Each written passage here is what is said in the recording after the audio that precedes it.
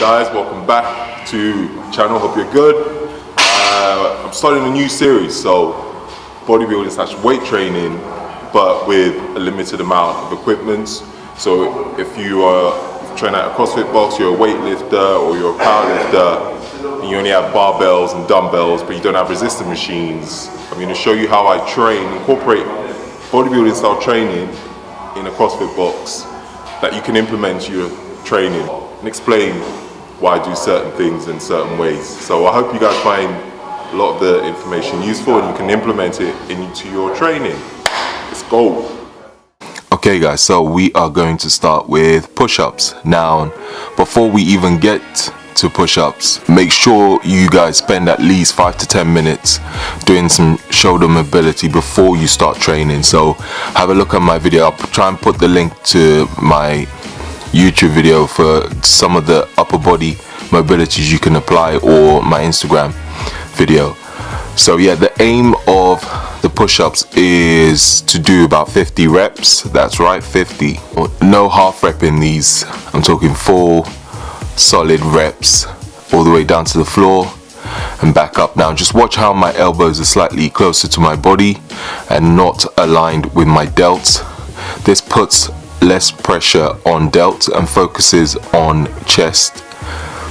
And make sure you are close to the ground, that you can almost kiss the ground when you're going down into the when you're going downwards. Don't have your elbows too close to your body, however, as that means more emphasis on triceps, which is what we don't want. So not too close, and again not aligned too far out with your shoulders. The whole idea is to pre-exhaust the chest before the main workout.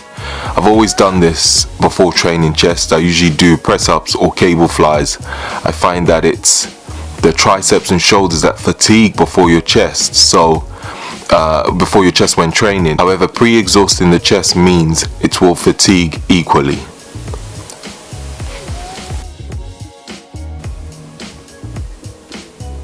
So we are now on to the bench press. Before we start benching, I want to emphasize that this workout is all about time under tension, no ego lifting, focus on tempo, and also focus on contracting the chest every single rep. Each set the tempo changes, so make sure you don't go too heavy on weight, as you will understand why when we get to the workouts. I'll write in the description box below the exercises, sets, rest, and also the tempo. So let's begin. So with the bench press, we will be aiming to do 4 sets on the bench press, and then we will be supersetting with dumbbell incline flies. So with the first set on the bench press, we will be doing 15 reps at a 2-second eccentric tempo. What that means is when bringing the bar down towards your chest, it will take you 2 seconds. So count it out loud if you need to, or count it in your head, 1, 2, and all the way back up, as you can see in the video.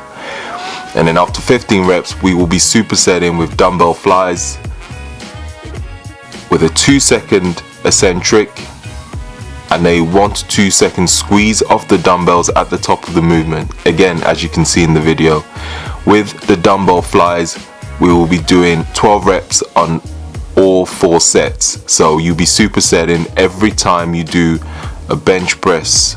Every set you will superset with the dumbbell flies. And so we're back onto the second set on the bench, and we're aiming for a 3-second tempo. The second set of the bench press and the third set, we're aiming for 12 reps at a 3-second tempo. And again, watch how slowly I'm going with the bar on the eccentric, making sure to maintain tension on the chest.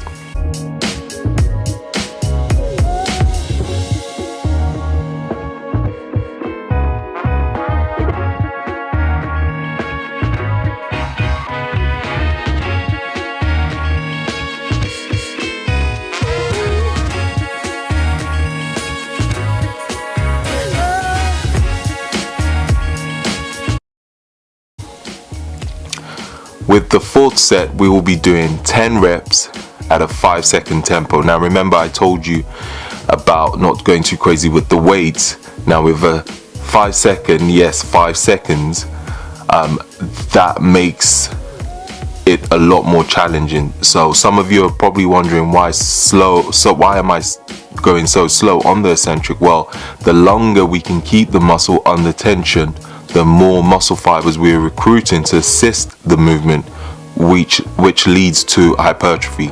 Hence, the longer you can keep the muscle under tension, the better.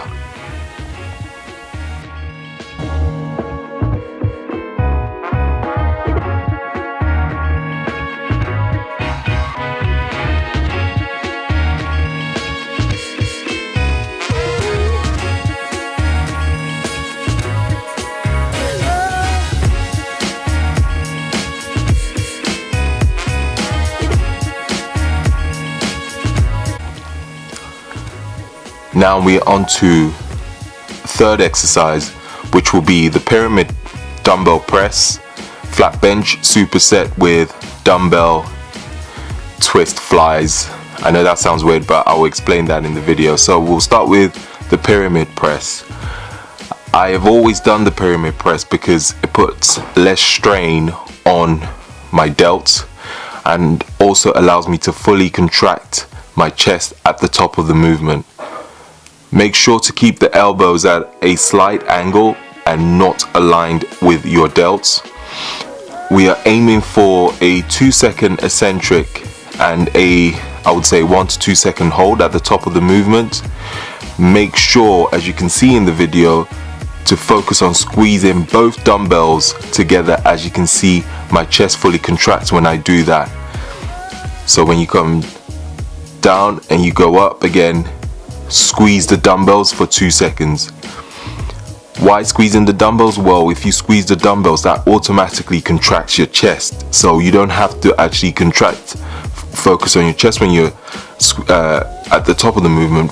Focus all your tension on those dumbbells, and that would, again, as you can see in the video, squeeze your chest together. Now we're on to dumbbell twist flies. The difference with these and a normal dumbbell flies are you will be twisting the ends of both dumbbells together, as you can see I'm doing in the video, and as you can see with my chest, it's fully contracted when I do that. So really squeeze the dumbbell together to get a full contraction on your chest. On both these movements, we are aiming for 2-second eccentric on the first and second set, and a 1 to 2 second squeeze of the dumbbells at the top of the movement.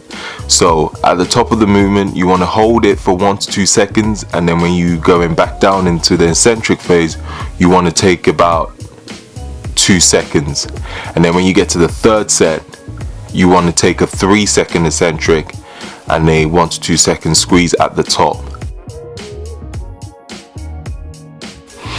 And I've put an alternative for you guys also, so this will be on the floor. So if you have shoulder issues or you tend to overextend at the bottom of the movement on the bench, trust me, it makes a big difference. I actually like to do both, so alternate with bench and the floor, or you can do bench 1 week and then do these movements on the floor the next week.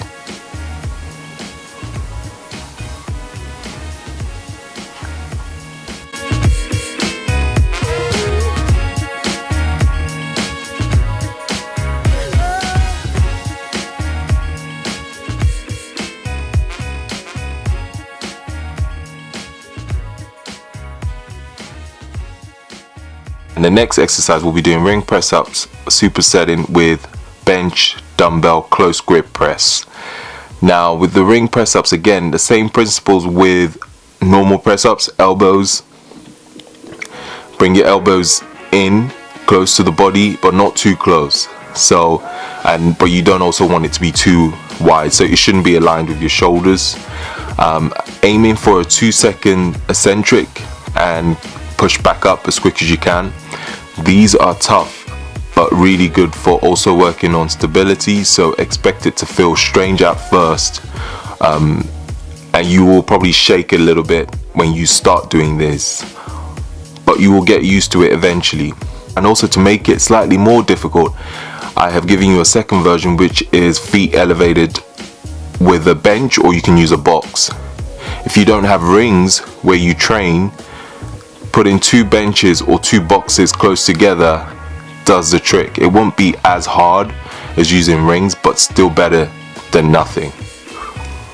And then we'll be on to supersetting with close grip dumbbell press.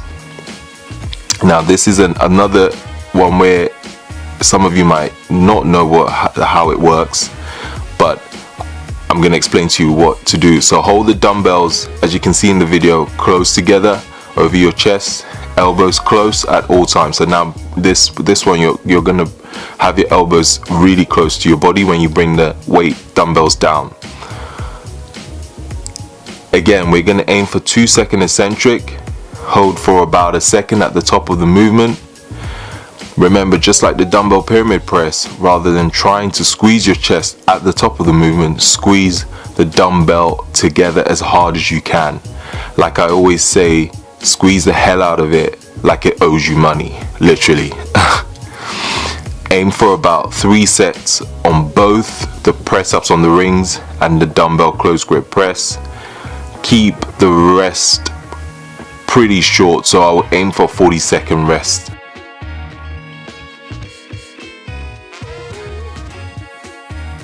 Most of these exercises I'll aim for about 45 to 60 seconds on the rest ranges as well, if I haven't put that if I haven't included that.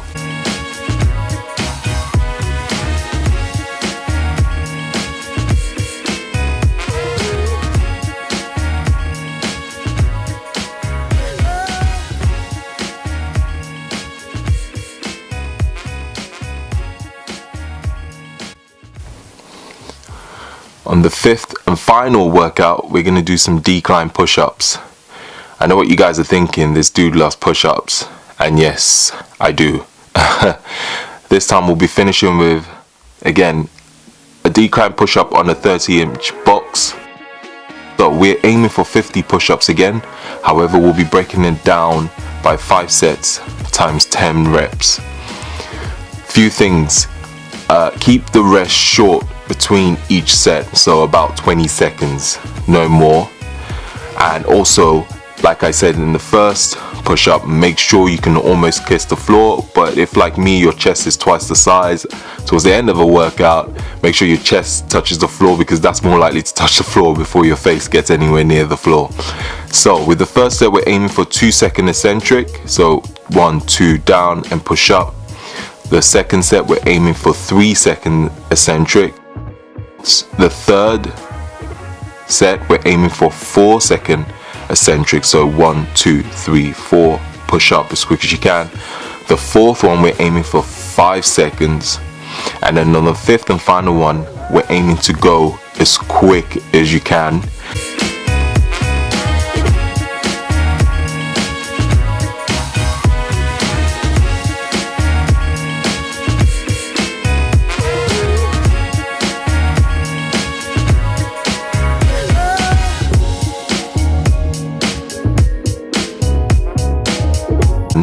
Now with this, yes, on the 5th one, you're aiming for 10 reps. However, if you can do more than 10, keep going till you literally cannot do any more. So till failure.